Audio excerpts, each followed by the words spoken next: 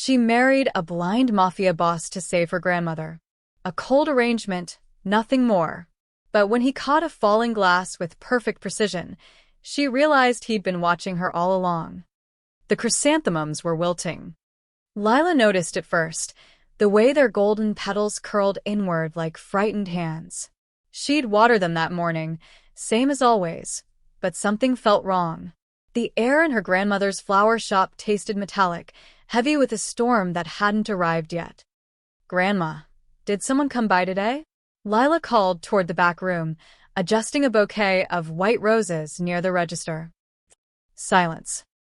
That should have been her first warning. Lila pushed through the beaded curtain and found her grandmother sitting at the wooden desk, trembling fingers clutching a black envelope. The old woman's face had gone chalk white, lips moving soundlessly as she read the same line over and over. "Grandma?" Lila's voice cracked. She rushed forward, kneeling beside the chair. "What is that?" Her grandmother's eyes lifted, glassy, distant, afraid. I thought I had more time." The envelope slipped from her grip. Lila caught it before it hit the floor, and her blood turned to ice water. Final notice. Outstanding debt, $850,000. Payable to the Voss Syndicate. Failure to comply will result in asset seizure and legal consequences. At the bottom, stamped in red ink like a bloodstain, you have 48 hours. The Voss Syndicate? Lila's mouth went dry. Everyone in the city knew that name. They didn't loan money, they owned people. "Grandma, why would you borrow from them?" "I didn't." Her grandmother's voice was barely a whisper. "Your grandfather did. 20 years ago, when your mother was sick.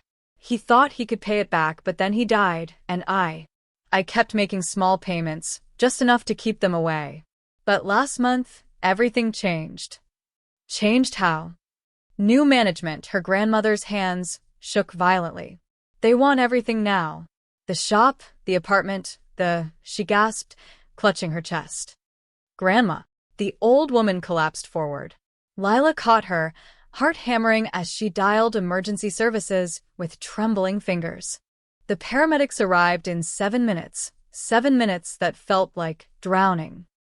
At the hospital, a doctor with kind eyes told Lila her grandmother had suffered a severe angina attack brought on by stress.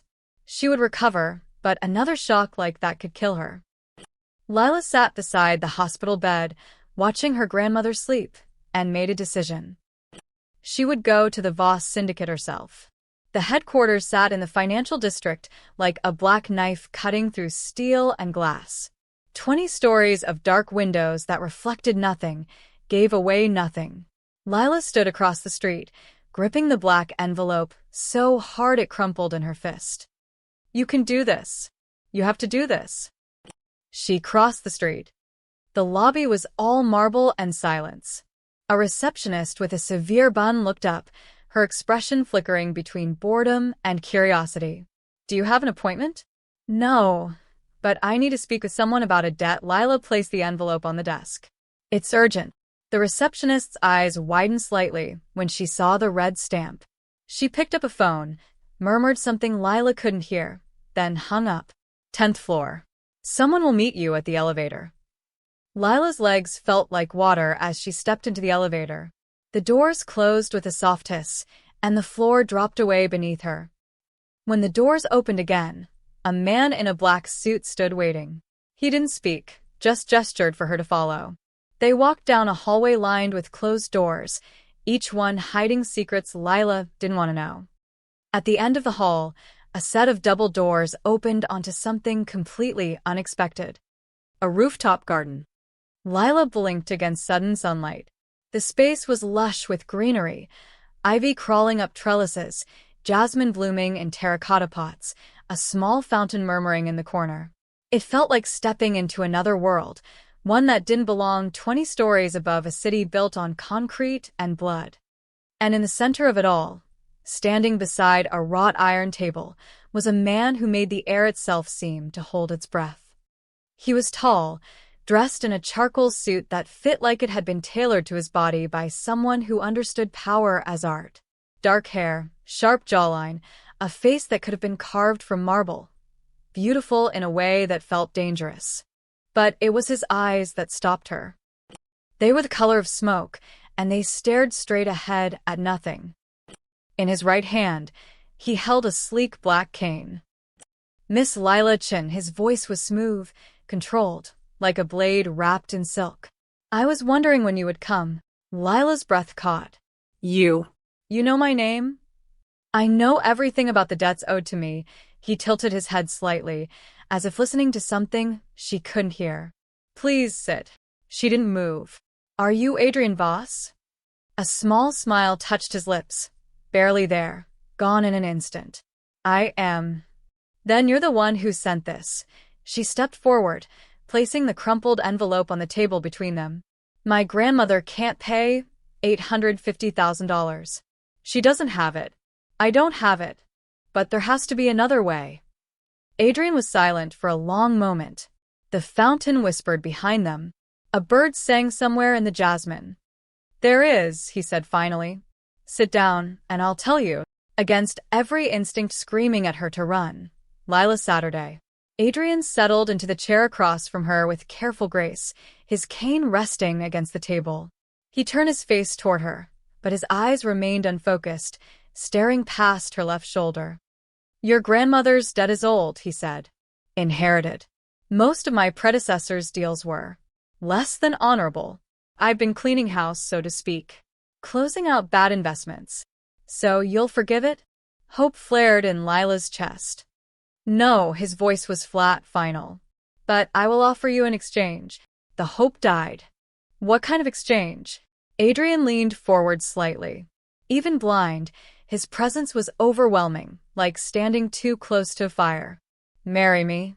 Lila's world tilted. What? A legal marriage. You become my wife, and your grandmother's debt disappears completely. She keeps her shop, her home, everything. You'll live here in my estate and fulfill the role of my spouse in public settings when required. You're insane. Lila stood so fast her chair scraped against stone. I don't even know you. You don't need to know me. Adrian remained perfectly still.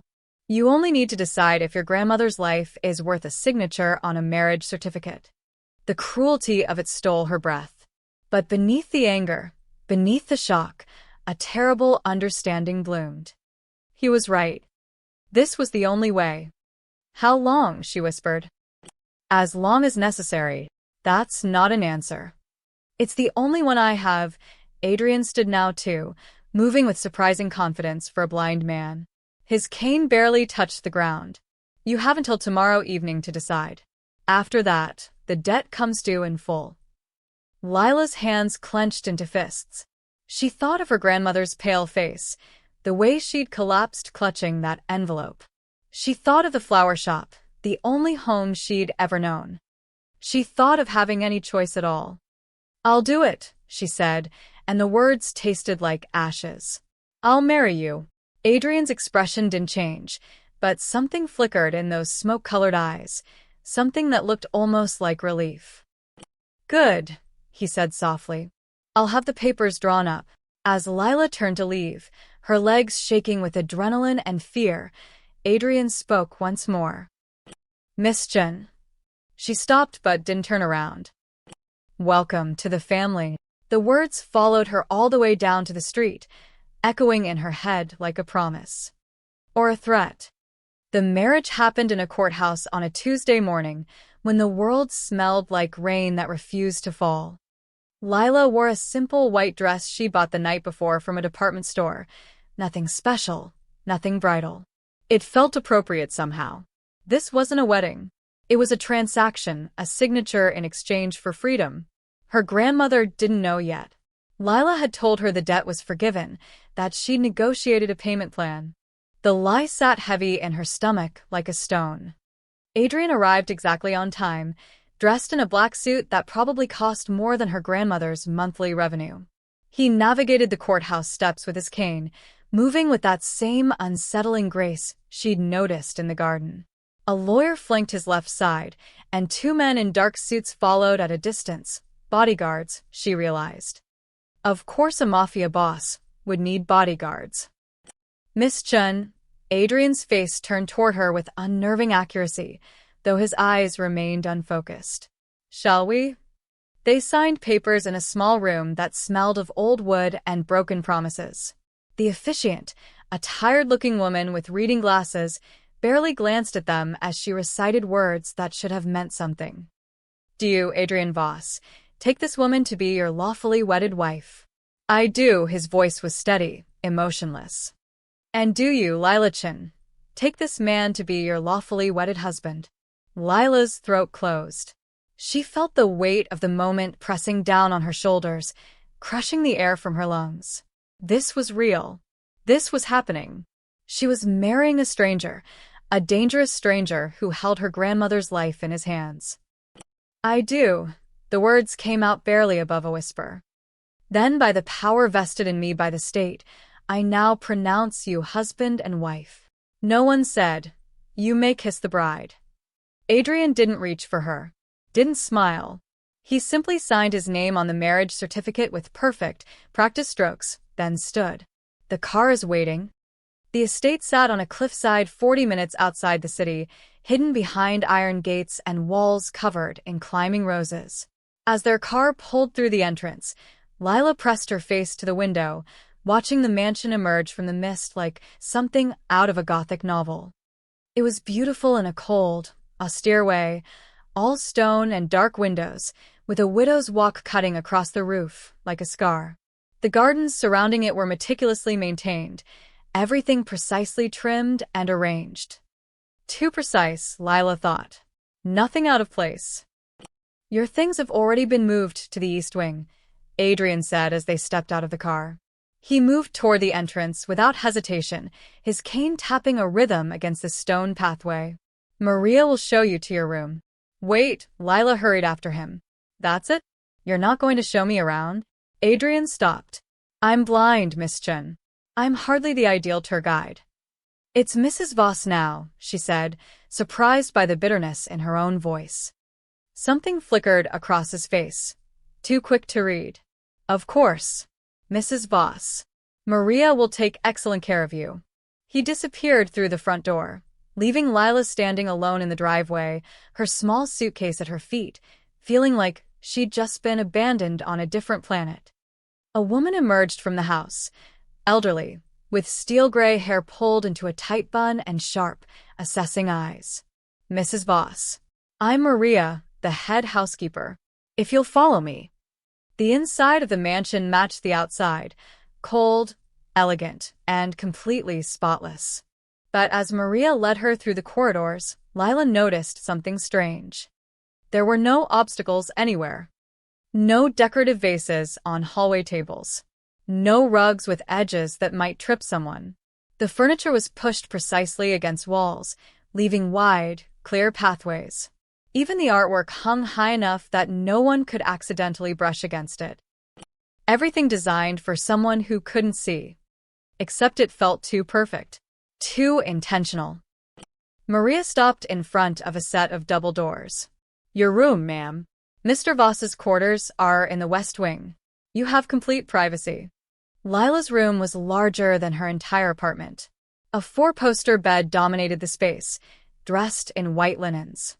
French doors opened onto a balcony overlooking the ocean. It was luxurious and impersonal, like a hotel room designed by someone who'd forgotten what warmth felt like. Dinner is at 7, Maria said. Mr. Voss prefers punctuality. Then she was gone, and Lila was alone. She sank onto the bed, her hands shaking. What had she done? She'd married a man she didn't know, moved into a fortress disguised as a home. And for what? To save her grandmother from a debt that never should have existed in the first place. A soft knock interrupted her spiral of thoughts. Come in, she called, expecting Maria. The door opened to reveal a young woman carrying a silver tray. She had warm brown eyes and a gentle smile. Mrs. Voss? I'm Clara. I thought you might like some tea. Oh. Thank you. Lila watched as Clara set the tray on a side table. That's very kind. Clara poured the tea with practiced ease. How do you take it? Milk? Sugar? Just a little honey, please. The girl added honey, stirred it exactly 3 times, and handed Lila the cup. The tea was perfect, not too hot, not too sweet. Exactly how Lila liked it. But Lila hadn't told anyone how she took her tea. "Clara," she said slowly, "how did you know?" The girl's smile faltered. "Know what, ma'am?" "How I take my tea. I never told anyone." Clara's eyes widened slightly. Oh. Mr. Voss, must have mentioned it. He's very attentive to details." She left quickly, almost fleeing, and Lila stared down at her teacup. "He's blind," she thought. "How would he know how I take my tea?" Outside her window, storm clouds gathered over the ocean, and in the distance, she could have sworn she heard someone watching. But when she turned, no one was there. 3 days passed in the mansion like living inside a held breath. Lila saw Adrian only at dinner, formal, silent affairs where they sat at opposite ends of a table long enough to seat 12. He never looked directly at her, never stumbled, never asked for help. The staff moved around him like water around stone, anticipating his needs before he voiced them. It was the small things that unsettled her. On the second morning, Lila woke to find her favorite breakfast waiting: scrambled eggs with chives, sourdough toast, and fresh strawberries. She'd never told anyone what she liked. The cook, when asked, simply said, "Mr. Voss provided detailed instructions for your meals." On the third day, she rearranged the books on her shelf, placing a novel about the sea at eye level because the cover was beautiful. That evening, she found the book moved to her nightstand, a silk bookmark placed exactly at chapter 1. Coincidence, she told herself. The staff is just being thorough. But coincidences were starting to feel like a pattern. She decided to test it. That night at dinner, Lila deliberately dropped her napkin under the table. She watched Adrian carefully as she bent to retrieve it, waiting to see if he would react. He didn't. He continued cutting his steak with surgical precision, his face angled slightly toward his plate, his eyes unfocused and distant. "See? He's blind. You're being paranoid." She straightened, and as she placed the napkin back in her lap, she noticed something that made her pulse stutter. Adrian's knife had stopped mid-cut. It was barely perceptible, just a fraction of a second where his hand froze, as if listening. Then he continued, smooth and controlled, like nothing had happened. But Lila had seen it. After dinner, she followed him. She kept her distance, watching as he moved through the mansion's corridors with his cane. But he wasn't using it to navigate, not really. The cane tapped occasionally, more for show than function. His steps were confident, purposeful. He turned corners without hesitation, never reaching out to feel for walls. He moved like a man who could see perfectly.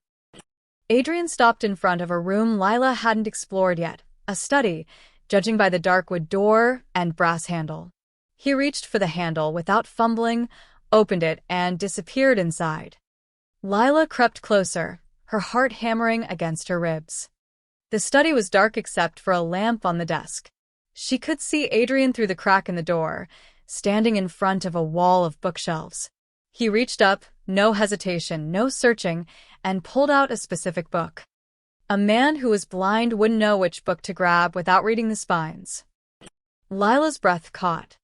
Adrian opened the book, and something fell out, a photograph. He held it up to the lamplight, and even from her position by the door, Lila could see it. A picture of a little girl with dark hair and a bright smile, standing in front of a flower stall, holding a bouquet of daisies. A picture of her. Lila must have made a sound, a gasp, a sharp intake of breath, because Adrian's had snapped toward the door. Their eyes met. For one crystalline moment, his gaze was focused, sharp, seeing. She watched realization flash across his face, followed by something that looked like regret. Then he blinked, and the unfocused haze returned to his eyes like a curtain dropping. "Is someone there?" His voice was carefully neutral. Lila shoved the door open. "Stop. Just stop pretending." Adrian remained motionless, the photograph still in his hand. "I don't know what you mean." You're not blind. Her voice shook with anger and something else, something that felt like betrayal, though she couldn't explain why. You can see perfectly. I just watched you look directly at me. The silence stretched between them like a wire pulled too tight. Then Adrian sighed, a long, weary sound, and set the photograph on his desk. When he looked at her again, his eyes were clear, focused, the color of storm clouds before lightning strikes. "You're right," he said quietly. "I can see." Lila's knees felt weak. Why? Why lie about something like that? Because blind men are underestimated. Adrian's voice was flat, matter of fact. They're seen as weak, vulnerable. People assume they can't possibly be a threat. It's a useful assumption to encourage. Your enemies. Yes. But I'm not your enemy, Lila said, and hated how her voice cracked. I'm your wife. You didn't have to lie to me. Adrian's jaw tightened. Our marriage is a business arrangement, Mrs. Voss. You don't need to know everything about me. I know you have a picture of me as a child. She pointed at the photograph on his desk. Care to explain that? For the first time since she'd met him, Adrian looked uncertain. He picked up the photograph, studying it like he'd forgotten it existed. You don't remember. Remember what? Me. He set the picture down, and when he looked at her again, something raw flickered in his expression. There was a community center near your grandmother's flower shop. Every summer, my mother would take me there while she worked. You were always there, helping your grandmother arrange flowers. You were kind to me. Lila's mind raced backward, sifting through childhood memories like sand. A community center. Flowers. A quiet boy who never said much, but always smiled when she waved. The boy with the sad eyes, she whispered. You sat by the window. I did. But you weren't. You weren't a Voss then. Your last name was different. It was. Miller. Adrian's voice was hollow. My name was Adrian Miller before my uncle adopted me. Before the fire. The fire? Lila remembered it suddenly. The warehouse that burned downtown. The one that killed several people. Everyone said it was an accident, but the rumors claimed otherwise. They said you went blind in that fire, she said slowly. They said a lot of things. Adrian turned away from her, his shoulders rigid. The truth is more complicated. Then tell me the truth. Why? He glanced back at her, and in the lamplight, his face looked carved from shadow and grief. You're here because of a debt, nothing more. My secrets aren't part of our arrangement. Maybe I want them to be. The word surprised them both. Adrian stared at her for a long moment, something unreadable flickering across his face. Then he shook his head. Go to bed, Lila. And forget what you saw tonight. I can't do that. You'll have to. He walked past her, out of the study, leaving her alone with the photograph of a little girl who used to give flowers to a sad boy. And Lila realized with startling clarity she'd just married a man who'd been watching her for years. The question was why. Lila stopped sleeping well after that night. She would lie awake in her too-large bed, staring at the ceiling, thinking about Adrian's eyes when they'd met hers. Sharp, focused, alive. Nothing like the blank gaze he showed the world. She thought about the photograph, the way he'd held it like something precious and painful all at once. You were kind to me. What did that mean? What had she done to a quiet boy 20 years ago that would make him keep her picture, marry her, erase her grandmother's debt? None of it made sense. On the fourth morning in the mansion, Lila decided to find answers. She waited until Adrian left for a meeting. She'd heard Maria mention it at breakfast, then slipped into the west wing where his private quarters were located. The hallway was darker here, lined with portraits of stern-faced people she didn't recognize. Probably the Voss family legacy. None of them looked particularly kind. Adrian's bedroom door was unlocked. Lila's hand trembled as she pushed it open, half expecting alarms to blare or guards to materialize from the shadows. But there was only silence, and the faint scent of cedar and something else, amber, maybe, or smoke. The room was surprisingly sparse. A massive bed with charcoal linens. A wardrobe. A desk by the window.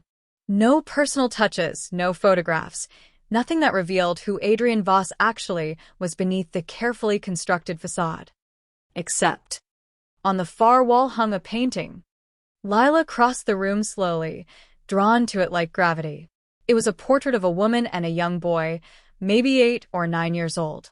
The woman had dark hair and gentle eyes, her hand resting on the boy's shoulder. The boy looked directly out of the frame with an expression that was almost happy, almost, but not quite. There was something haunted in his young face, like he already knew the world was going to hurt him. She recognized those eyes. Adrian. Before he became a Voss. Before he learned to pretend blindness. Before whatever happened to carve all the warmth out of him. His mother was beautiful, wasn't she? Lila spun around, her heart leaping into her throat. Maria stood in the doorway, her expression unreadable. Lila waited for anger, for accusations of trespassing, but the housekeeper just moved into the room with the quiet authority of someone who'd earned her place here. I'm sorry, Lila stammered. I shouldn't have. She died in the fire. Maria stood beside her, gazing at the portrait. Margaret Miller. She was a good woman. Worked 3 jobs to keep food on the table after Adrian's father abandoned them. When her brother-in-law, Leonid Voss, offered to take Adrian in after her death, everyone thought it was charity. But it wasn't. Maria's mouth pressed into a thin line.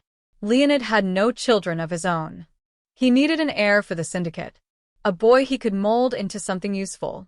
Adrian was convenient. Lila looked back at the painting, at the boy with sad eyes. What happened to him? He survived. Maria's voice was soft, sad. But the boy in that painting died in the fire along with his mother. What emerged was something harder, colder, necessary. The blindness is complicated. Maria finally looked at Lila, and there was a warning in her gaze. Mr. Voss trusts very few people, Mrs. Voss. If he's kept secrets from you, he has reasons. Good reasons. I'm his wife. You're a stranger who signed a paper. The words were harsh but not unkind. If you want to be more than that, you'll need to earn it. And that starts with not sneaking through his private spaces. Shame burned in Lila's cheeks. Maria was right. She turned to leave, but something caught her eye. A book on Adrian's nightstand, a silk ribbon marking a page. The Language of Flowers. Her breath caught. She'd written that book. Well, not written.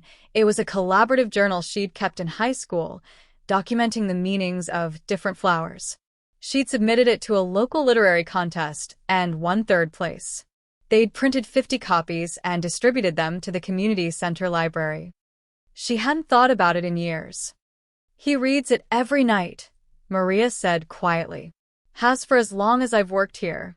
Whatever you were to him back then, Mrs. Voss, it mattered. That evening, Lila descended for dinner with her mind spinning. Adrian was already seated when she arrived, his eyes unfocused once more, the mask firmly back in place. But now she knew what lay beneath it. Now she'd seen the boy in the painting, the man who kept her childhood journal on his nightstand. You're late, he said as she sat down. Maria mentioned you had a headache. So Maria had covered for her. Lila filed that information away. I'm fine now. Servers brought the first course. Butternut squash soup, garnished with sage. Lila picked up her spoon, then set it down. Why flowers? She asked. Adrian's hand paused halfway to his wine glass. Excuse me? At the community center. You always sat near the window that overlooked my grandmother's stall. You watched me arrange flowers for hours. Why? He was silent for so long she thought he wouldn't answer. Then, you talked to them? What? The flowers, a ghost of a smile, touched his lips. You tell them stories while you arrange them. Silly stories about where they came from, who they were meant for. You made them seem alive. Important. He lifted his wine glass, and she noticed his hand wasn't quite steady. Everything in my life was about violence and strategy. But you made beauty matter. You made it seem like there could be softness in the world. Lila's throat tightened. I don't remember you ever saying anything to me. I didn't. Adrian took a drink. I was too afraid you'd look at me the way everyone else did, like I was already damaged. Already lost. So I just watched and pretended that your kindness was meant for me too. The confession hung between them like something fragile. Adrian. Don't, he set his glass down with careful control. Whatever you're about to say, don't. This marriage is still an arrangement. Your grandmother's debt is paid. That's all this needs to be. But his voice lacked conviction, and when Lila looked at him, really looked, she saw the cracks forming in his armor. The boy with sad eyes was still in there somewhere, still hoping for softness in a world built on edges. And despite everything, despite the lies and the secrets and the strange, impossible situation she'd found herself in, Lila wanted to reach him. The question was whether he'd let her. The invitation arrived on thick cardstock, embossed with gold lettering. The syndicate requests your presence at a formal gathering. Attendance is mandatory. Maria delivered it with breakfast, her expression carefully neutral. It's tonight, ma'am. Mr. Voss has arranged for appropriate attire to be delivered to your room. Lila set down her coffee. What kind of gathering? A dinner with the syndicate captains. They'll want to meet Mr. Voss's new wife. Maria's tone suggested this was not optional. It's important you make a good impression. After Maria left, Lila found a dress hanging in her closet, deep emerald silk that probably cost more than a month's rent. Elegant, expensive, and clearly chosen by someone who knew exactly what would suit her. She tried not to think about Adrian selecting it. The dinner was held in the mansion's formal dining room, a cavernous space with vaulted ceilings and chandeliers that cast everything in cold, glittering light. When Lila entered, 12 men in expensive suits turned to stare at her like wolves assessing prey. Adrian stood at the head of the table, his hand resting lightly on his cane. He wore a black suit that made him look carved from midnight, and his eyes were fixed on some point past her shoulder, blind, distant, unthreatening. But Lila knew better now. Gentlemen, Adrian said, his voice carrying effortlessly through the room. My wife, Lila Voss. The title still felt strange in her mouth, on her skin. She moved to Adrian's side, acutely aware of every eye tracking her movement. Mrs. Voss, a man with silver hair and a cruel mouth, smiled at her. She recognized him from the portraits in the hallway. Viktor Kozlov, one of the senior captains. What a unexpected development. We had no idea our Mr. Voss was courting anyone. It was a private matter, Adrian said smoothly. I prefer to keep my personal life separate from business. Of course, Viktor's smile didn't reach his eyes. Though one wonders what a young woman sees in, he paused delicately. A man with your particular challenges. The insult hung in the air like poison. Lila's hand curled into a fist beneath the table, but Adrian's expression never changed. My wife sees what everyone should see, Viktor. Opportunity. Security. Power. He turned his unfocused gaze in Lila's general direction. Isn't that right, darling? The endearment sounded wrong in his controlled voice, but Lila played along. Of course. They sat. Servers materialized with the first course, oysters on ice, arranged like pearls on white plates. The conversation flowed around her, talk of territories, shipping routes, payments owed. Lila tried to follow, but the undercurrents were impossible to navigate. These men circled Adrian like sharks, their respect mixed with something that looked like anticipation, like they were waiting for him to fail. Because they thought he was weak. Because they thought blindness made him vulnerable. Halfway through the main course, duck breast with cherry reduction, a captain named Dmitri leaned forward. Tell me, Mrs. Voss, how did you and Adrian meet? It must have been quite the romance. Lila opened her mouth, unsure what lie Adrian wanted her to tell, but he spoke first. We knew each other as children, Adrian said, cutting his duck with perfect precision. I've been in love with her for 20 years. The table went silent. Lila's heart stopped. Adrian continued as if he'd just commented on the weather. When I discovered she needed help, I simply offered a solution that benefited us both. Love and practicality aren't mutually exclusive. Viktor laughed, a sharp, ugly sound. How sentimental. And here I thought you'd simply purchased yourself a pretty ornament. Careful, Victor. Adrian's voice dropped several degrees. That's my wife you're insulting. The temperature in the room plummeted. Victor raised his hands in mock surrender. No offense intended, of course. The dinner continued, but the tension never fully dissipated. Lila barely tasted her food, too aware of Adrian beside her, of the bombshell he'd just dropped so casually. I've been in love with her for 20 years. Was it true? Or just another lie for the audience? As dessert was being served, chocolate torte with gold leaf, Lila reached for her water glass. Her hand trembled slightly, still processing Adrian's words, and her fingers slipped. The glass tipped. Time seemed to slow. The crystal tumbled toward the edge of the table, water arcing through the air in a perfect, glittering cascade. Lila lunged for it, but she was too slow, too far. Adrian's hand shot out and caught the glass mid-fall.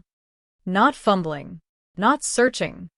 He caught it with perfect, impossible precision, his fingers closing around the crystal before it could shatter on the marble floor. Water sloshed over his hand, but the glass remained intact. The entire table froze. Lila's breath caught in her throat. She watched realization dawn on several faces around the table, confusion, suspicion, the beginning of understanding. A blind man couldn't do that. A blind man couldn't track the trajectory of a falling object with such accuracy. A blind man couldn't see. The silence stretched like a wire about to snap.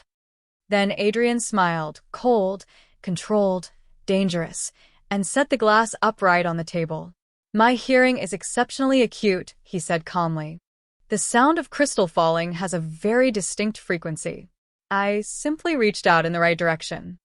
It was a lie. Everyone at the table knew it was a lie. But no one challenged him.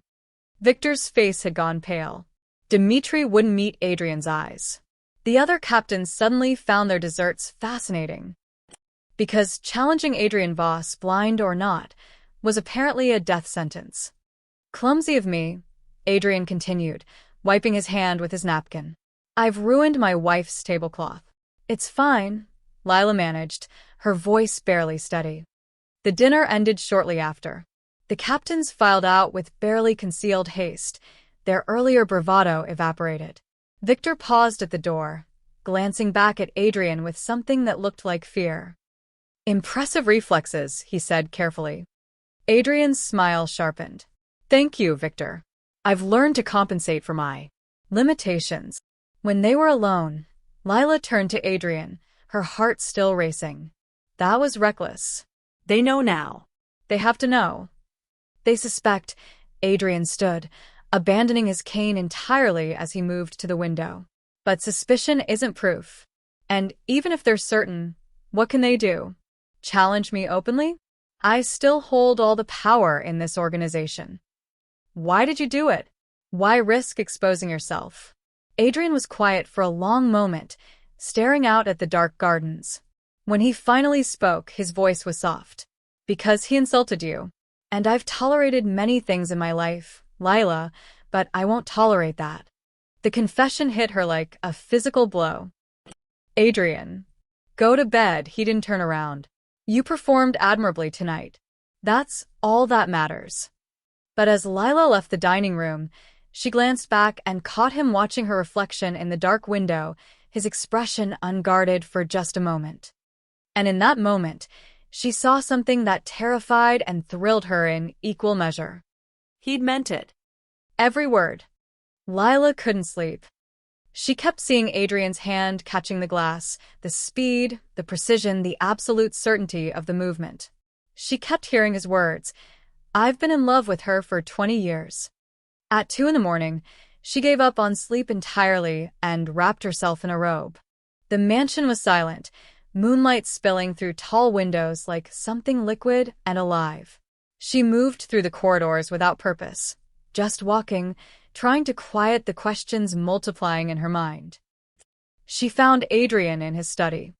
The door was half open, lamplight spilling into the dark hallway. He sat at his desk, no longer pretending, his eyes clear and focused as he read through a stack of documents. His cane leaned forgotten against the wall, just a prop, always just a prop. Lila pushed the door open. "We need to talk." Adrian looked up, and for once, he didn't hide. Didn't pretend. He just watched her with those storm cloud eyes that saw everything. "Can it wait until morning?" "No." She crossed the room, her courage wavering but holding. "You told those men you've loved me for 20 years. Was that true, or just another performance? Does it matter?" "Yes," her voice cracked. "Because I need to know what I am to you. A debt repayment? A convenient cover story? Or something real?" Adrian set down his paper slowly. "You want the truth. I want to understand why you married me. Why you have my photograph. Why you risk everything to defend me. I want—" She stopped, frustrated. "I want to know who you actually are, Adrian. Not the blind mafia boss. Not the orphan boy from the painting. You." He studied her for a long moment, something vulnerable flickering across his face. Then he stood and moved to a cabinet in the corner. He pulled out a bottle of amber liquid, whiskey, probably, and poured 2 glasses. "Sit," he said. "This will take a while." Lila's Saturday. Adrian handed her a glass, then settled into the chair across from her. He took a long drink before speaking. "The fire was arson," he said quietly. "Targeted. My mother worked as a bookkeeper for a small import business, legitimate on the surface, but it was a front for the Kozlov family. She discovered they were trafficking children alongside their regular cargo. She was going to go to the police." Lila's blood ran cold. Viktor Kozlov. His brother, actually. Mikhail Kozlov ran the operation. Victor was just muscle back then. Adrian's jaw tightened. They couldn't let her talk. So they locked her in the warehouse and burned it. I was supposed to be at the community center that night, but I'd forgotten my backpack. I went back. "Oh, God, Adrian." I tried to get to her. His voice was flat, emotionless, like he was reciting someone else's story. The smoke was too thick. I made it halfway through the building before a beam collapsed. When I woke up in the hospital 3 days later, my mother was dead, and everyone believed I was blind. But you weren't. "No," he looked at her directly. "The smoke inhalation damaged my lungs, gave me some scars. But my eyes were fine. When I first woke up, the lights were too bright. I couldn't open them without pain. The doctors assumed permanent damage. So did the Kozlovs." A bitter smile touched his lips. "And my uncle, Leonid Voss. He'd been looking for an excuse to bring me into the family. His wife couldn't have children, and he needed an heir. A blind orphan was perfect, grateful, dependent, easy to control. Or so he thought." Adrian took another drink. "I let him believe it. I let everyone believe it. Because blind children aren't threats. Blind teenagers aren't competition. And by the time I inherited the syndicate after Leonid's death, everyone was so used to my disability that it never occurred to them to question it." Lila's mind reeled. "The Kozlovs, they're still in your organization. They're embedded like ticks. Mikhail died years ago, but Victor and his sons have spent decades building power, waiting for me to show weakness. If they knew I could see, they'd realize I've been watching them this entire time, documenting every crime, every mistake." His eyes hardened. "I've been building a case against them for 15 years. When I'm ready, I'll destroy them completely. That's why you can't let anyone know. That's why I couldn't let anyone know." He set down his glass. "Until you." The words hung between them like something fragile. "Why me?" Lila whispered. "Why risk everything?" Adrian was quiet for so long she thought he wouldn't answer. When he finally spoke, his voice was raw. "Because you were the only light in my childhood. Every summer, I'd go to that community center and watch you arrange flowers, and for a few hours, I could pretend my life was normal. That I wasn't trapped between a dead mother and a criminal uncle. You smiled at me once, just once, and asked if I liked gardenias." He looked away. "I'd never had anyone ask me what I liked before." Tears burned in Lila's eyes. "I don't remember." "I know." A sad smile crossed his face. "Why would you? It was nothing to you." "Everything to me." He stood, moving to the window. "When I inherited the syndicate, I kept track of you. Made sure you were safe, that your grandmother's shop stayed afloat. When the debt came due, I saw an opportunity to finally, he stopped. To finally what? To keep you close, the confession came out barely above a whisper. Even if you never felt the same, even if it was just a transaction, at least you'd be here. Safe. Mine. Lila stood slowly, her legs shaking. She crossed to him, her heart hammering so hard she could barely breathe. Adrian. He turned, and the vulnerability in his face nearly broke her. I'm starting to remember, she said softly. The boy by the window. The way he'd smile when I waved. I gave him a gardenia once, didn't I? You did, his voice was rough. You said it meant secret love. And you kept it. I kept everything. He reached out, his hand hovering near her face but not quite touching, like he was afraid she'd disappear. I know this is insane. I know I've trapped you in a situation you never asked for. If you want to leave, I'll sign whatever papers you need. The debt stays forgiven. His voice cracked. I just needed you to know the truth first. Lila caught his hand before he could pull away. His skin was warm, his fingers trembling slightly beneath hers. I'm not leaving, she said. Lila. I'm not leaving, she repeated, stronger now. Because I think I want to know the man you've become. The real one. Not the monster everyone fears or the broken boy in the painting. Just you. Adrian stared at her like she'd spoken a language he didn't understand. Then, slowly, carefully, he pulled her close. And for the first time since she'd met him, Lila felt him breathe. Everything changed after that night. Adrian stopped pretending, at least when they were alone. He still performed blindness for the staff, for the captains, for the outside world. But behind closed doors, he let Lila see him. The real him. The man who moved with lethal grace, who read late into the night, who had spent 20 years building a careful fortress around a heart that never stopped hoping. They had breakfast together now. Real conversations, not the stilted formality of before. He told her about the syndicate's legitimate businesses, restaurants, shipping, real estate. She told him about her grandmother's flower shop, about the regulars who came in every week, about the language of flowers she'd documented as a girl. Do you still believe in it? Adrian asked one morning, coffee cooling between his hands. The meanings? Lila smiled. I think flowers say what we need them to say. The rest is just poetry. Something softened in his expression. I kept that journal because of the inscription you wrote. Do you remember what it said? She didn't. That afternoon, he brought her the book, worn, pages dog-eared from years of reading. On the inside cover, in her teenage handwriting, for anyone who needs reminding that beautiful things still exist.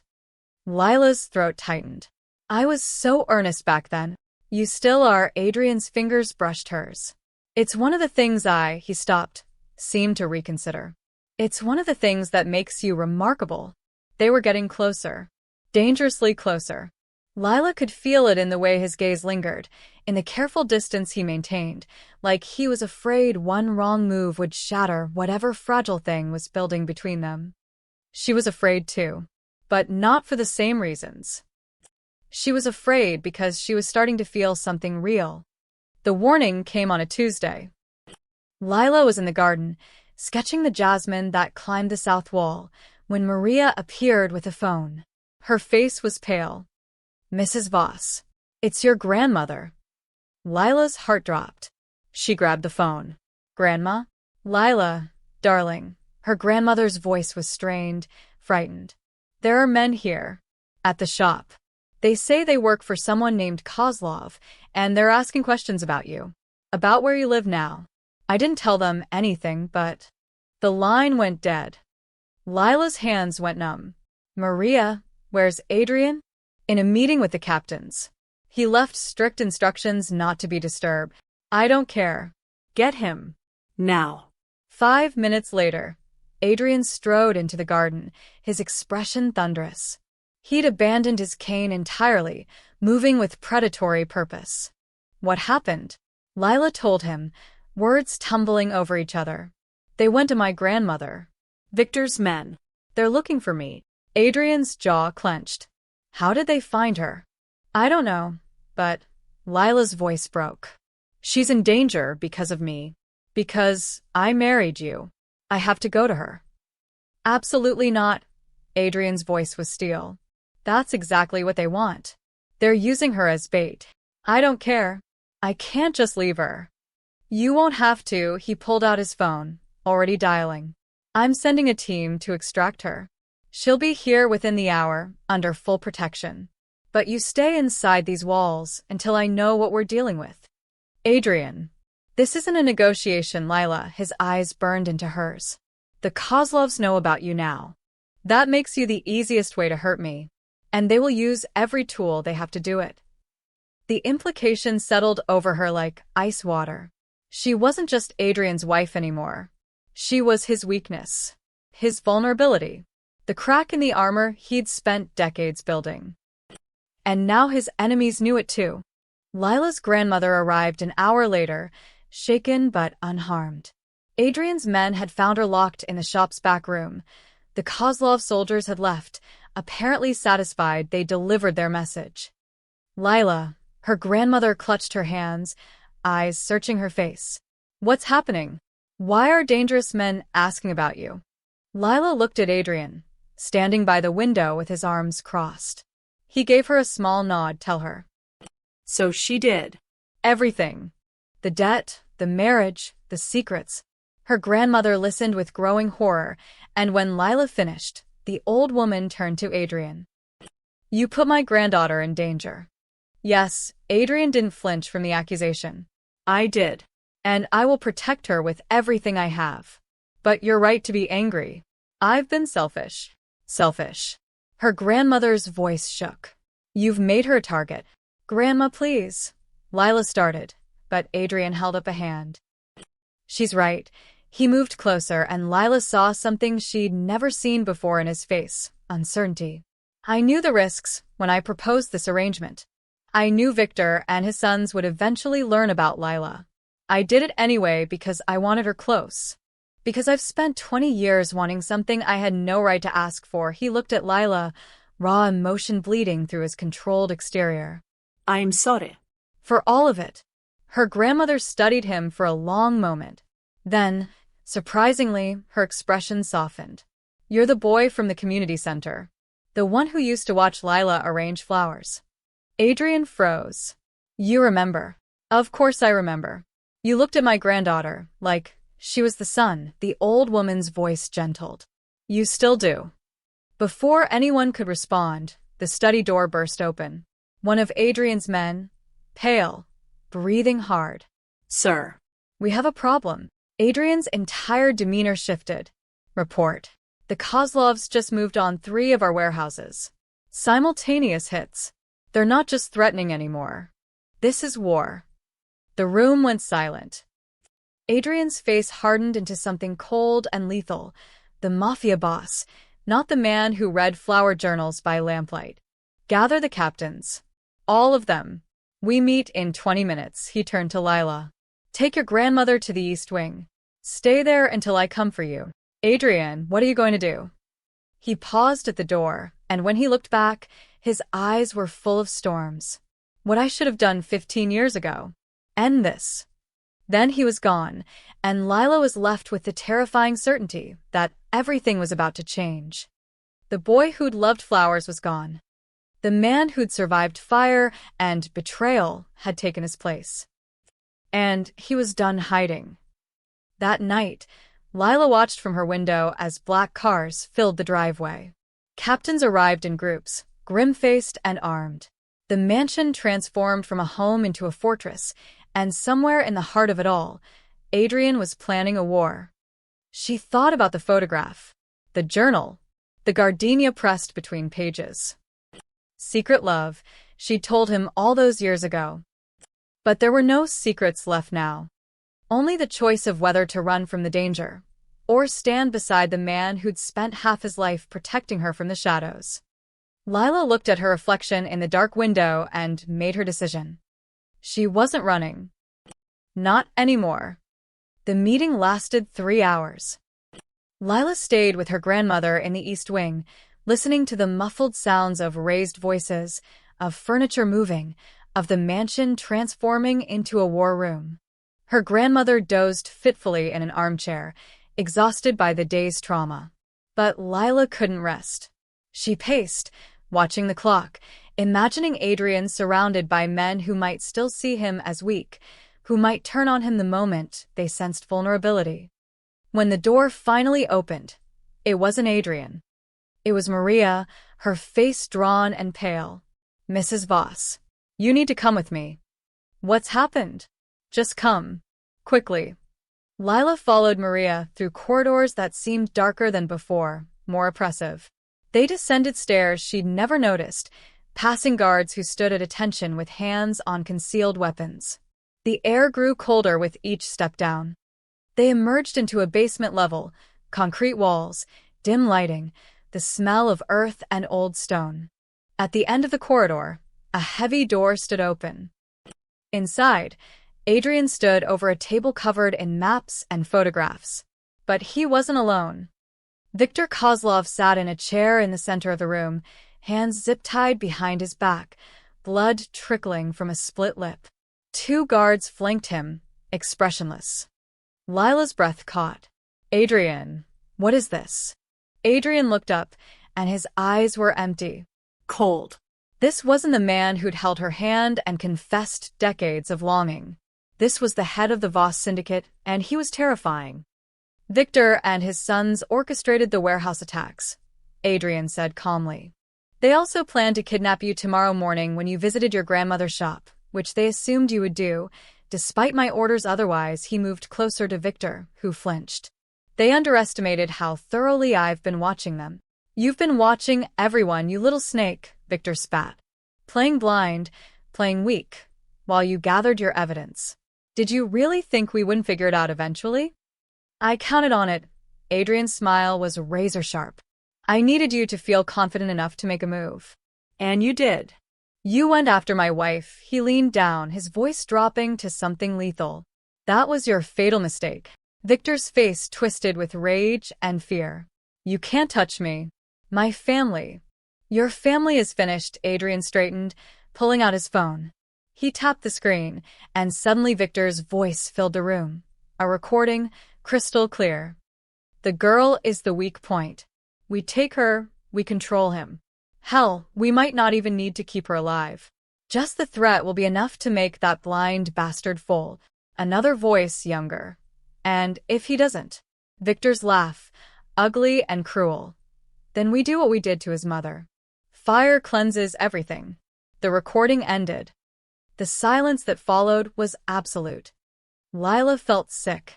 They'd been planning to kill her. To burn her alive, just like they'd done to Adrian's mother. And Viktor had just confessed to that murder too, a murder everyone believed was an accident, committed by men long dead. "That recording is now in the hands of every captain in this organization," Adrian said quietly. "Along with 15 years' worth of evidence documenting your family's trafficking operations, embezzlement, and unauthorized hits. Evidence I've been collecting since the day I inherited this syndicate." He circled Viktor like a predator. "You wanted me weak. Blind. Easy to overthrow. But I've been watching you destroy yourselves, and now there's nothing left to save. The other families won't let you do this," Viktor snarled. "There are rules." "I am the rules." Adrian's voice cut through the room like a blade. "And you just threatened my wife. There's no rule that protects you from that." He gestured to the guards. "Take him." "He'll face tribunal tomorrow with the other captains. I expect the vote for exile will be unanimous."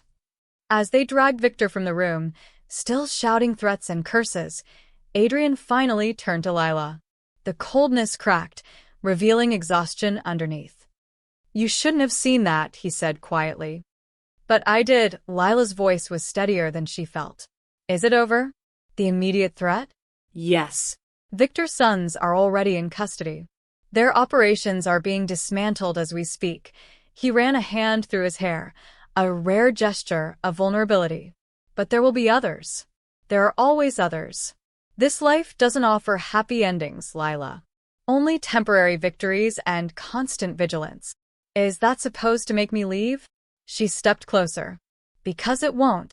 Adrian's eyes widened slightly. You heard what they planned to do to you. What they wanted to do. This is what being married to me means. You'll always be a target. Always be in danger. I can protect you, but I can't promise you'll ever be truly safe.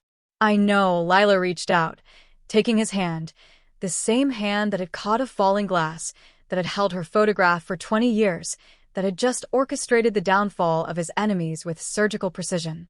But I also know who you are now. Not the blind mafia boss everyone fears. Not the broken boy from the fire. You're the person who survived impossible things and still remembered how to be kind. Who kept a flower journal because a girl once told him beautiful things exist, her voice softened. You're Adrian. And I'm choosing you. All of you. Even the dangerous parts. For a moment, Adrian looked like he might argue. Then something shifted in his expression, walls crumbling, defenses falling. He pulled her close with sudden desperation, his face buried in her hair. I don't deserve you, he whispered. Probably not, Lila smiled against his chest. But you're stuck with me anyway. That was the deal, remember? Marriage. She felt him laugh, a real laugh, rough and disbelieving and alive. When he pulled back, his eyes were bright with something that looked like hope. I need to tell you something, he said. The debt, your grandmother's debt. It never existed. Lila froze. What? I paid it off years ago. Quietly. Your grandmother never knew. When I sent that final notice, he hesitated. It was manufactured. A way to bring you here, without revealing the truth. You lied about the debt. Anger and confusion warred in her chest. You manipulated me into marrying you? Yes, he didn't look away. I told myself it was protection. That the Kozlovs would eventually target your grandmother's shop anyway, and this way I could keep you both safe. But the truth is simpler. And more selfish, his voice dropped. I wanted you. I've always wanted you. And I finally had an excuse to make that happen. Lila should have been furious. Should have felt betrayed. But looking at him, at the fear in his eyes, the vulnerability, the certainty that she was about to walk away, she felt something else entirely. You're an idiot, she said. Adrian blinked. What? You spent 20 years watching me from a distance. You could have just introduced yourself. Asked me to coffee. Been normal, she shook her head, exasperated and fond and impossibly, dangerously falling. Instead you created an elaborate mafia marriage scheme. I'm not good at normal, Adrian said quietly. No, Lila pulled him down and kissed him. Soft, then deeper, then with all the emotion she'd been holding back since the moment he caught that glass. When she pulled away, his eyes were wide with wonder. But you're good at this. At us. So here's what's going to happen. You're going to stop lying to me. You're going to let me be your partner, really be your partner, not just a pretty face at syndicate dinners. And you're going to trust that I'm strong enough to stand beside you, even when it's dangerous. And if I can't, then I'll make you, she smiled. I didn't survive marrying a mafia boss just to be kept in a tower, Adrian. I'm staying. I'm fighting. And whether you like it or not, you're going to have to get used to someone actually being on your side. For a long moment, Adrian just stared at her. Then, slowly, he smiled, a real smile, bright and unguarded and beautiful. I love you, he said. Simple. True. No defenses left. I know, Lila took his hand. Now, come on. We have a syndicate to run. They walked out of that basement together. Not captor and captive, not mafia boss and unwilling bride, but partners stepping into a future neither of them had planned. Above them, the mansion waited. A grandmother dozed in a safe room. Guards stood watch. And somewhere in the city, the Kozlov Empire was crumbling. The boy who loved flowers had finally come home. And the woman who taught him that beautiful things exist was staying. Not because she had to. Because she wanted to. Because love, real love, was always a choice. And Lila Chinvas chose him. The end. Word count, Section 8, 1,450 words total story, approximately 12,000 words across 8 sections. Dawn broke over the cliffside like spilled gold. Lila woke in Adrian's bed for the first time, not her assigned room in the East Wing, but his actual bedroom in the West Wing. They'd fallen asleep tangled together after the tribunal, after Victor's exile had been unanimously approved, after the syndicate had witnessed their boss finally drop the pretense of blindness and emerge as something far more dangerous than they'd imagined. She'd expected fear from the captains. Instead, she'd seen respect. Adrian still slept beside her, one arm draped across her waist, his face peaceful in a way she'd never seen while he was awake. Without the carefully constructed masks, he looked younger, vulnerable, the boy from the painting, finally allowed to rest. Lila traced the scar along his collarbone, a souvenir from the fire that had changed everything. His eyes opened slowly, smoke-gray and clear in the early light. He murmurat. Higher self, she smiled. How does it feel? Being seen? Adrian was quiet for a moment, his fingers absently drawing patterns on her shoulder. Terrifying. Liberating. Strange, he met her gaze. I've spent 15 years hiding. I'm not sure I remember how to be visible. You were plenty visible last night. Lila thought of the way he'd commanded the room, the cold precision with which he'd dismantled Victor's defenses. Those men will never underestimate you again. No, something flickered across his face, satisfaction mixed with weariness. But visibility comes with new dangers. The other families will be watching now, recalculating their strategies. Some will see opportunity in the change. Others will see threat. Which means the next few months will be delicate. Adrian sat up, the sheet pooling at his waist. I'll need to make alliances, demonstrate strength, prove that dropping the blind act wasn't a sign of weakness, but of confidence. And you, he turned to her, serious. You'll be more visible too. As my wife. My partner. That target on your back just got bigger. Lila had expected this. Had known, on some level, that choosing Adrian meant choosing this life. But hearing it stated so plainly still sent ice through her veins. Then teach me, she said firmly. Teach me how to navigate this world. I'm not some helpless flower, Adrian. I'm a Voss now, apparently. Let me act like 1 inch. Pride flickered in his eyes. You're sure? I told you last night I'm staying. I'm fighting. That means learning the rules of your world.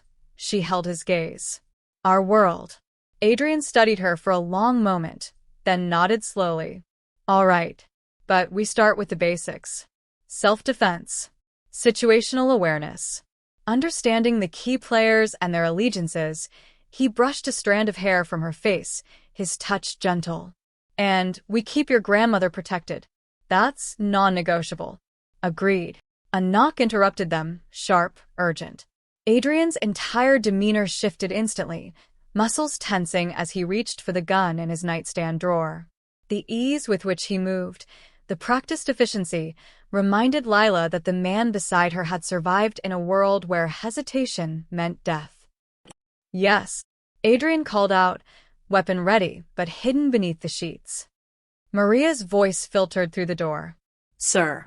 You have a visitor. He says it's urgent. Who? Detective James Morgan. He's asking about the Kozlov family. Lila felt Adrian go rigid beside her. The police? Homicide division, sir. Adrian swore softly, setting the gun aside. He looked at Lila, and she saw calculation in his eyes, the syndicate boss weighing options, considering angles. Get dressed. Meet me in the study in 10 minutes.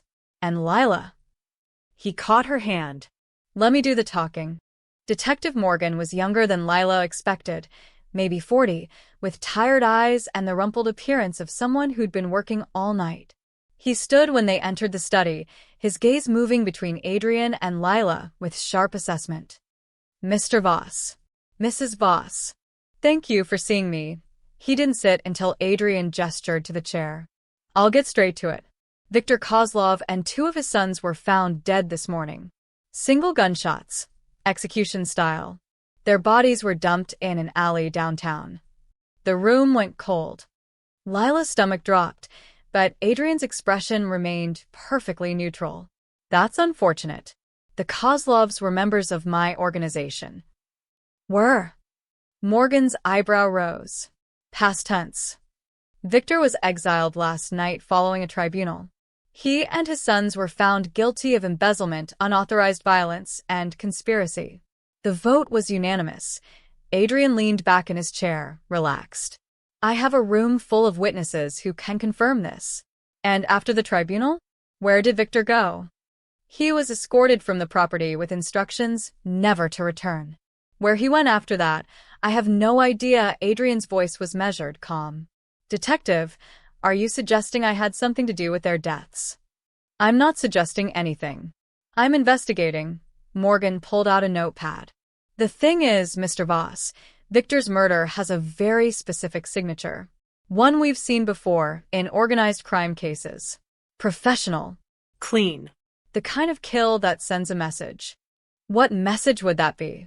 That betraying the Voss syndicate carries consequences. Morgan's gaze was steady. Which is interesting, given that until recently, most people believed you were blind. Incapacitated. Not exactly the type 2 order hits. Lila's hands clenched beneath the table. This was bad. The detective was drawing connections, building a case.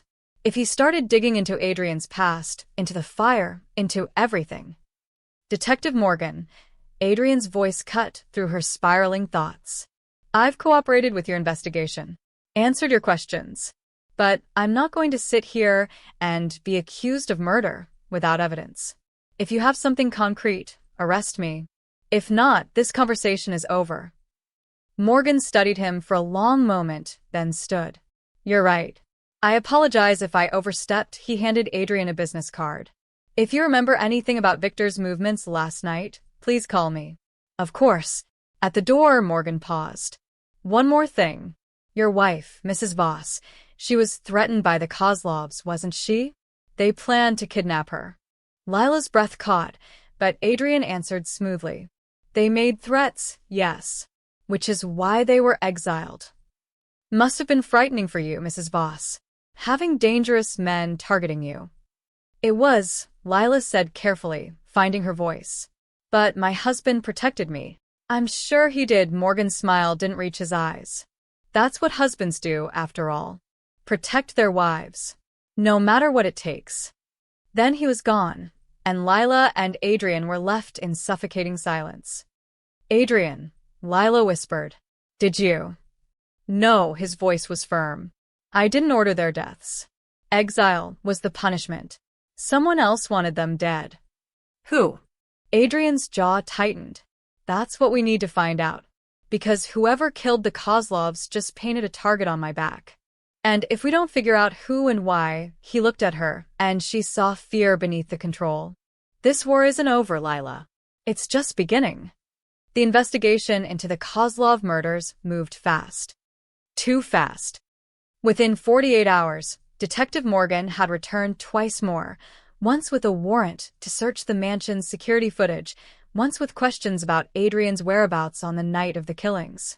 Adrian cooperated with glacial politeness, providing alibis, offering recordings, maintaining perfect composure. But Lila saw the tension in his shoulders, the way his jaw tightened when Morgan left. Someone was setting him up, and they were doing it well. It's Dmitri, Adrian said on the third night, staring at surveillance photos spread across his desk. Victor's second in command. He's the only one with the resources to orchestrate something this clean. Why would he kill his own boss? Lila asked, studying the photos. If Victor was already exiled. Because a living Victor could have rebuilt his power base. Could have come back. But a dead Victor? Adrian's smile was grim. That's permanent. And if Dmitri can make it look like I ordered the hit, he achieves two goals, eliminates his competition and destabilizes my leadership. The other families will question whether I can maintain control. Some might even move against me. So, what do we do? Adrian looked at her, and she saw the calculation in his eyes. We prove Dmitri ordered the hit, and we do it before Morgan builds a case strong enough to bring me in. The plan was dangerous and required precision. Adrian couldn't move openly, not with Detective Morgan watching his every step. But Lila could. Absolutely not, Adrian said when she suggested it. You're not getting anywhere near Dimitri. I'm not asking permission, Lila crossed her arms. You said you wanted me as a partner. That means trusting me to help. Helping doesn't mean walking into danger. Everything in your world is dangerous, Adrian. You said so yourself. She moved closer, her voice softening. I can do this. Dimitri doesn't see me as a threat. I'm just the wife, the pretty accessory you married. He'll underestimate me. That's our advantage. Adrian was silent for a long moment, conflict warring across his face. Finally, he exhaled. If I agree to this, and I haven't yet, you don't go alone. You wear a wire. You have backup within 30 seconds. And the moment anything feels wrong, you abort. No arguments. Deal. Maria helped her prepare. The wire was smaller than Lila expected, barely noticeable beneath her silk blouse. In her purse, a designer bag Adrian had insisted on, was a panic button disguised as a lipstick case. Press it once for help, twice for immediate extraction, Maria explained, her expression grave. Mr. Voss will be listening to everything. Trust him to make the right call. Lila nodded, trying to steady her racing heart. The meeting was set at a cafe downtown, neutral ground, public enough to seem safe. Dimitri had agreed surprisingly easily when Lila called, claiming she needed advice on navigating syndicate politics, now that she was Adrian's wife. He was waiting when she arrived, impeccably dressed, a smile that didn't quite reach his eyes. Mrs. Voss. What an unexpected pleasure. Thank you for meeting me, Lila sat, projecting nervous energy, not entirely false. I know this is unusual, but I didn't know who else to ask. Your husband has many advisors. My husband has many people who fear him. She leaned forward, lowering her voice. I need someone who'll be honest with me. About what's really happening. About the Kozlovs. Dimitri's expression sharpened. What about them? The police think Adrian ordered their deaths. But he didn't, I know he didn't. He was with me that entire night. She let desperation creep into her voice. But Detective Morgan doesn't believe our alibi. He thinks we're covering for each other. And if Adrian goes to prison, she stopped, as if overcome. You'll be alone, Dimitri finished softly. Vulnerable. Yes, Lila met his gaze. That's why I need to know the truth. Who killed Victor? Because whoever did this, they're destroying my husband. And I need to stop them. She watched emotions flicker across Dimitri's face. Surprise, calculation, and then something uglier. Opportunity. You're more perceptive than people give you credit for, he said slowly. Has anyone ever told you that? Not really. Everyone just sees the girl who married a blind mafia boss. She paused deliberately. Except he's not blind anymore. Everyone knows that now. Yes. Quite the revelation. Dimitri took a sip of his coffee. Must have been shocking for you too. Learning he'd lied about something so fundamental. It was. But I understand why he did it. To survive. To protect himself from people who wanted him weak. Lila tilted her head, letting her words land. People like the Kozlovs. The Kozlovs were fools, Dimitri said, his voice hardening. Victor especially.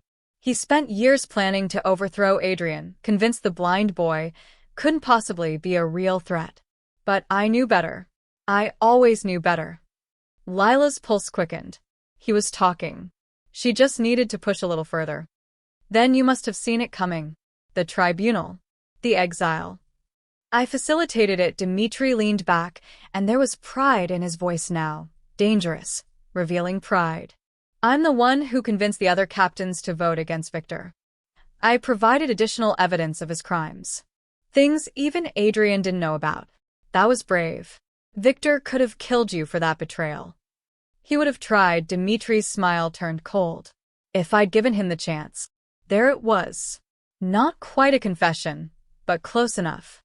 Lila pressed forward. So you knew Adrian would exile him. But did you know someone would kill him? Mrs. Voss, Dimitri's voice dropped, and suddenly the friendly advisor disappeared, replaced by something predatory. Why are you really here? Lila's blood turned to ice. He knew. Somehow he knew. She reached for her purse, for the panic button, but Dmitri was faster. His hand shot across the table, gripping her wrist with bruising force. "Did you think I wouldn't notice the wire?" he hissed. "Did you think I wouldn't check?" Fear flooded through her, but Lila forced herself to stay calm.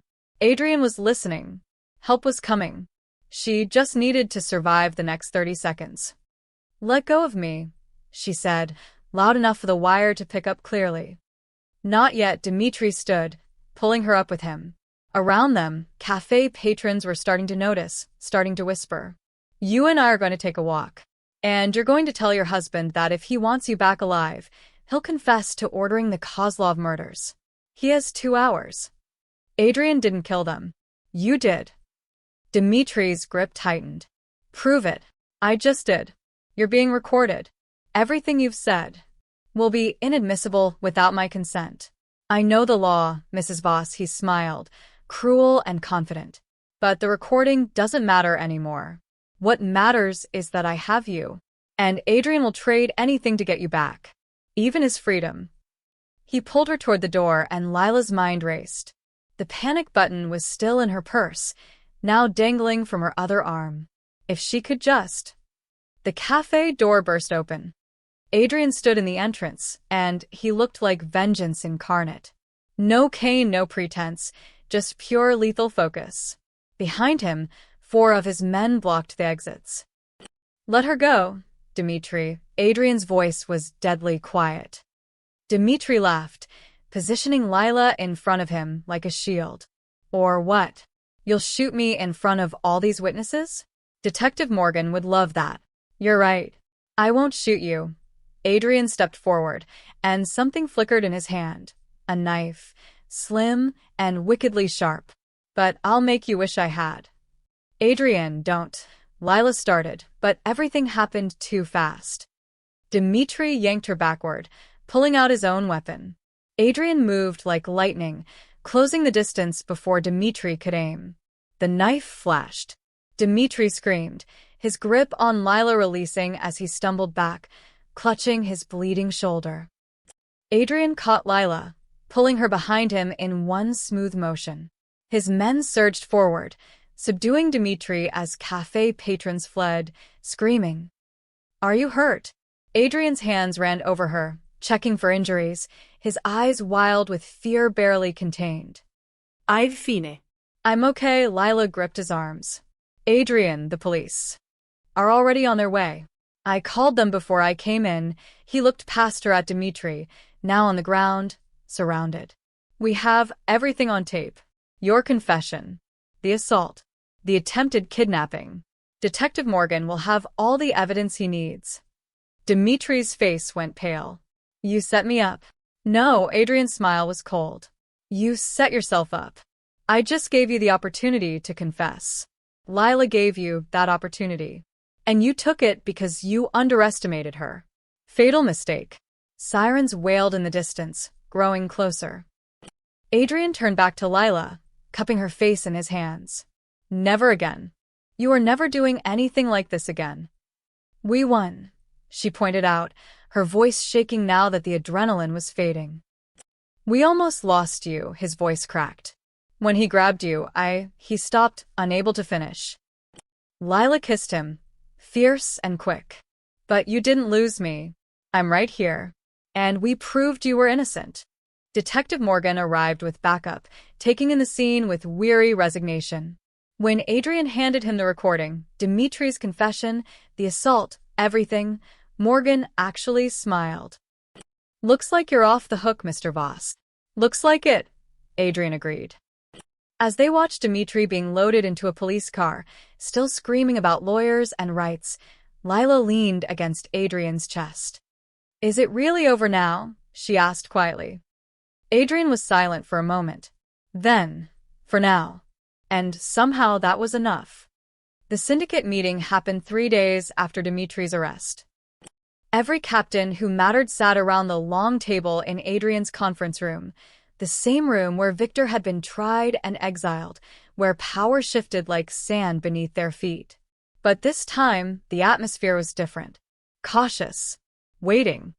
Lila stood beside Adrian at the head of the table, her hand resting on the back of his chair. He'd insisted she be present. They need to see us united, he'd said. They need to understand that you're not just my wife. You're part of this leadership. Now, facing a dozen men who'd built their lives on violence and strategy, Lila understood the weight of that statement. Gentlemen, Adrian's voice cut through the murmurs. By now you've all heard about Dmitry Volkov. He's been charged with 3 counts of murder, attempted kidnapping, and conspiracy. The evidence is substantial. He won't be returning.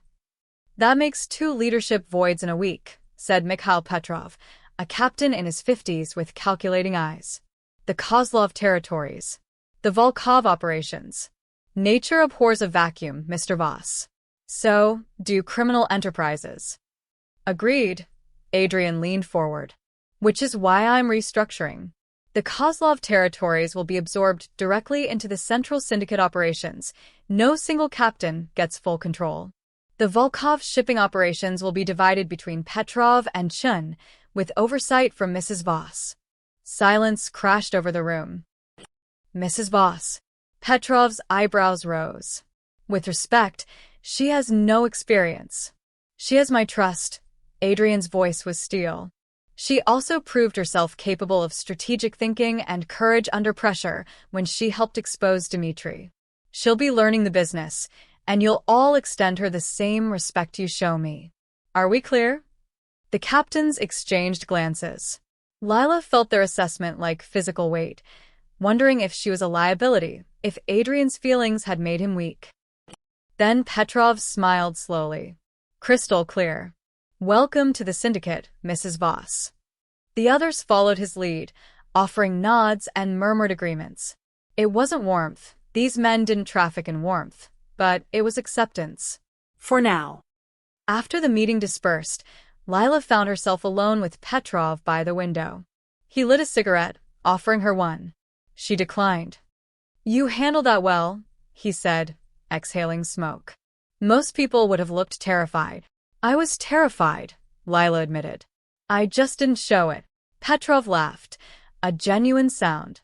You'll do fine. Better than fine, probably. You know what these men respect more than anything? Power? Survival, he looked at her directly. Adrian survived his childhood, the fire, years of pretending to be something he wasn't. You survived being thrown into this world with no preparation and came out stronger. That's the language we all speak here, survival. Keep speaking it, and they'll follow you anywhere. That evening, Lila found her grandmother in the solarium, tending to the orchids Maria had installed. The old woman looked more at peace than she had in weeks, the color back in her cheeks. You're staying, then, her grandmother said without looking up from her pruning. Really staying. I am. Lila sat on the bench beside her. Are you angry? Angry? Her grandmother finally looked at her, and there were tears in her eyes. Terrified would be more accurate. This life, Lila, it's not what I wanted for you. I wanted you to have something safer. Softer. I know, Lila took her grandmother's hand. But I love him. And I think I'm good at this. The strategy, the navigating, the surviving. Her grandmother finished softly. You always were stronger than you looked. Even as a little girl, she squeezed Lila's hand. Just promise me something. Promise you won't lose yourself in his world. That you'll keep the part of you that sees beauty in flowers, that believes in kindness. I promise, Lila's throat tightened. Adrian needs that part of me. It's why he fell in love with me in the first place. Then hold on to it. No matter what comes, her grandmother pulled her into a hug. And know that I'm proud of you. Even though I'm terrified. Late that night, Lila found Adrian in his study, staring at the photograph, the one of her as a child with the daisies. He didn't notice her at first, too lost in whatever memories that picture held. Penny for your thoughts? She said softly. He looked up, and the expression on his face was unguarded. Raw.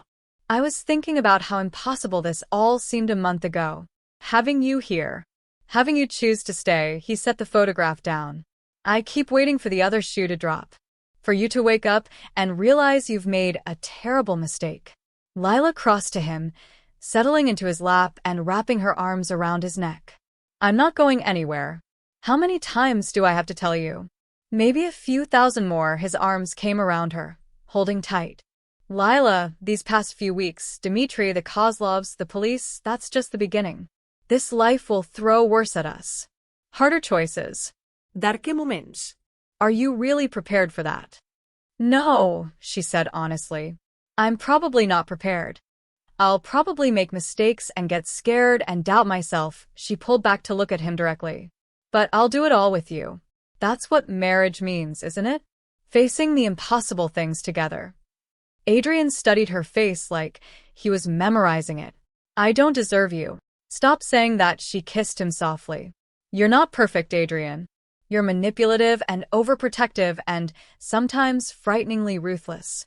But you're also loyal and brave and capable of so much love it terrifies you. I see all of it.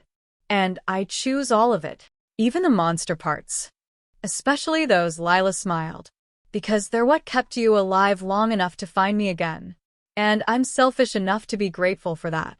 Adrian kissed her then, deep and thorough, and full of promises neither of them could fully articulate. When they finally broke apart, he rested his forehead against hers. I'm going to spend the rest of my life trying to be worthy of this. Of you. You already are. Lila threaded her fingers through his hair. Now come to bed. We have a syndicate to run tomorrow, and I need to start learning how to read shipping manifests. He laughed, that rare, genuine sound she was learning to treasure. You're serious about the oversight role? Completely serious. Petrov said, I speak the language of survival. I want to learn the language of power too. Your language. Pride flickered in Adrian's eyes. All right. We'll start tomorrow. Fair warning, it's incredibly boring. I survived Dmitri trying to kidnap me. I think I can handle boring. They stood together, hands linked, and walked through the dark mansion toward their shared room. Behind them, the study held its secrets, photographs and memories. The ghost of a boy who loved flowers and the woman who'd shown him beauty could exist in terrible places. Tomorrow would bring new challenges. New threats.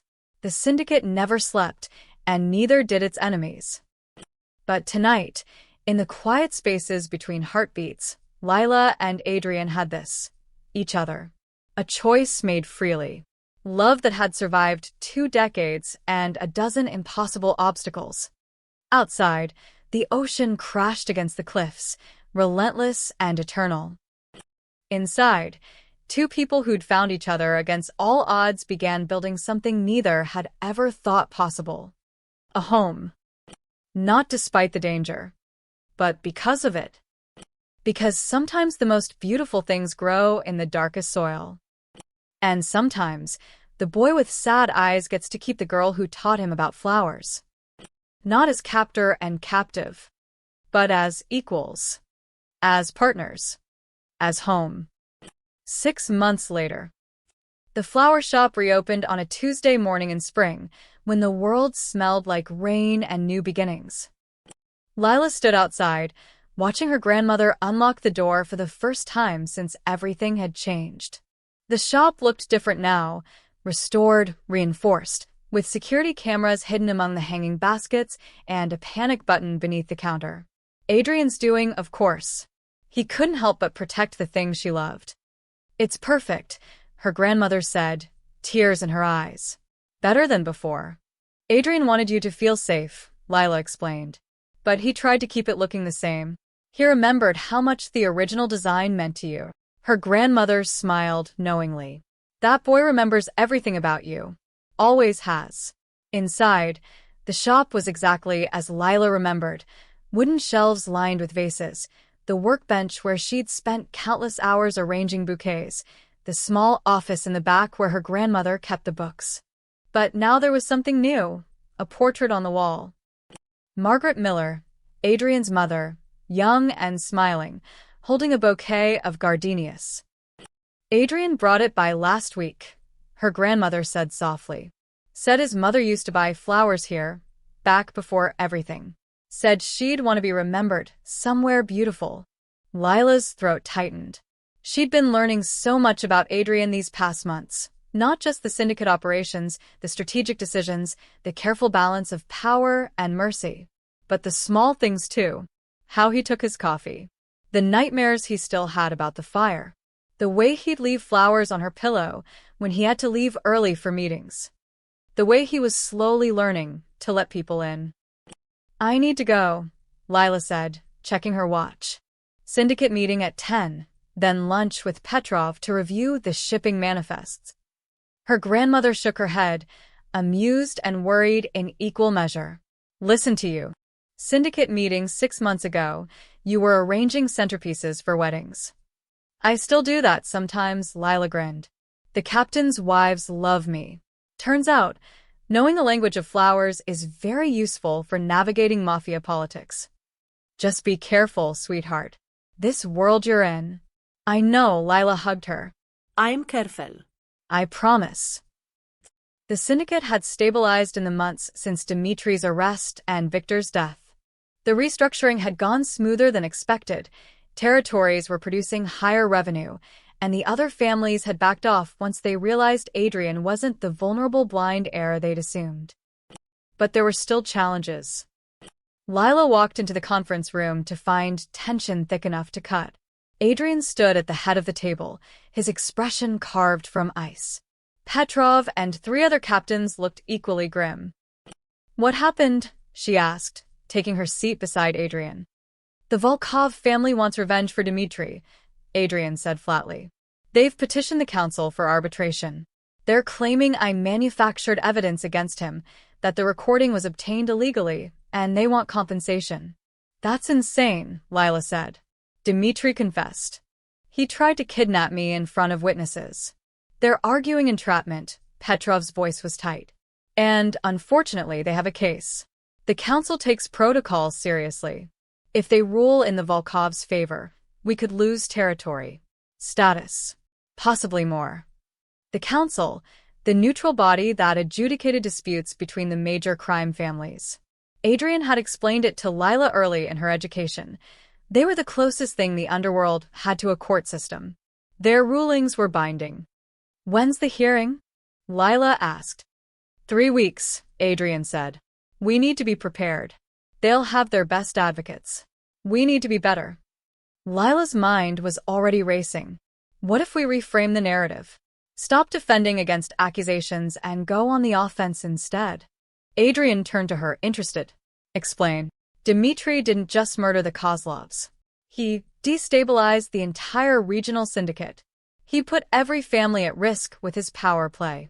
What if we present evidence that he was planning to move against other families too? Make this not about us versus the Volkovs, but about protecting the integrity of the council system itself. Silence fell around the table. Then Petrov started to smile. The Volkovs have enemies. Old grudges. If we can show that Dimitri was a threat to everyone, not just us, the council will see our actions as protective, not aggressive, Adrian finished. His eyes met Lila's, bright with approval. That's brilliant. That strategy, Lila said simply. You taught me well. The meeting continued for another hour, plans taking shape. By the end, the mood had shifted from grim to cautiously optimistic. As the captains filed out, Petrov paused by Lila's chair. Your instincts are sharp, Mrs. Voss. I think Adrian's found himself a proper partner. After he left, Adrian pulled Lila close. You didn't have to do that. The council hearing, it's dangerous. The Volkovs will be looking for weaknesses. Then it's good I don't have any, she smiled up at him. Besides, you once told me that if I wanted to be your partner, I needed to stand beside you. Even in the hard moments. Especially in the hard moments. I did say that, didn't I? He tucked a strand of hair behind her ear. I'm starting to regret being so encouraging. Liar, Lila kissed him softly. You love that I can hold my own here. I do, his expression turned serious. But I also worry. This life, Lila, the council, the politics, the constant maneuvering, sometimes I wonder if I've stolen something from you. The chance for a normal life. Children. A garden without security cameras. Lila had been wondering about that too. Not with regret, but with curiosity about what their future might look like. What if we could have both, she said slowly. What if we built something new? Not abandoning this world, but expanding beyond it. What do you mean? She'd been thinking about this for weeks, an idea taking shape in the quiet moments. The syndicate has legitimate businesses. Restaurants, real estate, shipping. What if we started something that was entirely clean? A foundation, maybe. Supporting communities affected by organized crime. Helping people rebuild. It could be a legacy that's about more than power. Adrian stared at her. You want to use syndicate money to help people escape the syndicate world. I want to use our resources to create choices. The way you created a choice for my grandmother, Lila's voice strengthened. You spent 20 years surviving, Adrian. Maybe it's time we both start building. Really building. Something that matters. For a long moment, he was silent. Then, slowly, he smiled. The genuine smile she'd learned to treasure, the one that made him look like the boy from the painting. A foundation, he said, testing the words. Run by the wife of a mafia boss. The irony is almost poetic. The whole situation is poetic. Arranged marriage, childhood connection, elaborate deception. We're basically living in a novel. He laughed, pulling her into his arms. All right. Let's do it. Build your foundation. Create something beautiful in the middle of all this darkness. But he pulled back to look at her seriously. You lead it. This is your vision. I'll support it, fund it, protect it. But it should be yours. Tears pricked at Lila's eyes. You're sure? I've never been more sure of anything, he kissed her forehead. Except maybe marrying you. That's still the best decision I've ever made. Even though you had to blackmail me into it. I prefer to think of it as aggressive negotiation. Lila laughed, the sound bright and free in the serious conference room. Outside, the world continued, dangerous and complicated and full of shadows. But here, in Adrian's arms, she felt the truth of what they were building together. Not a perfect life, not even a safe one, but a real one, messy and complicated and deeply, impossibly theirs. I love you, she said simply. I know, Adrian's smile turned mischievous. You told me 6 months ago. In a basement, right after I confessed to manipulating you into marriage. Very romantic setting. Shut up and kiss me. He did. And somewhere in the city, in a flower shop filled with memories and new beginnings, an old woman arranged gardenias and smiled. Because sometimes love stories start with debts and deceptions. But the best ones? They bloom into something neither person expected. Something worth fighting for. Something like home. The end.